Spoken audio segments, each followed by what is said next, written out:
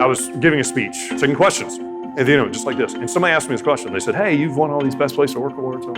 Can you tell me about the culture of your company? This question stumped me. How in the world could I make sure that we sustain that culture and grow that culture if I didn't even know what it was? This is what really kind of started me on this journey of understanding culture, and that's what the book is about. One of the things we've heard for years from people is they say, when we walk in your building, we can just feel the culture.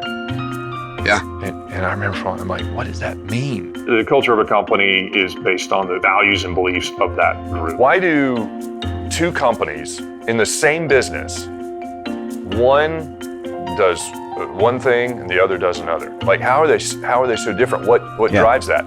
Like, what drives it for individuals? Sure. Right? Why do you make some decisions and I make different decisions? That sort of thing. And we came down to it's really based on your values and beliefs, those principles that you hold very dearly, that when you act in compliance with them, you feel whole. In order to make sure that we sustained this culture, I needed to make sure that everyone in the organization, but primarily my leaders, intimately knew and understand the values and beliefs that we have and the way we wanted to run the business. If we want to create clarity, especially for our leaders, on how we want them to view decisions, the paradigm through which they view an action, we've got to create something that's very understandable and encapsulates our views on this. And so that's where we came up with our 3 values that we talk about, which is others first, wisdom, and growth. What I want is a lot of people in the organization who are really at a core level interested in serving other people, because that's what drives our culture.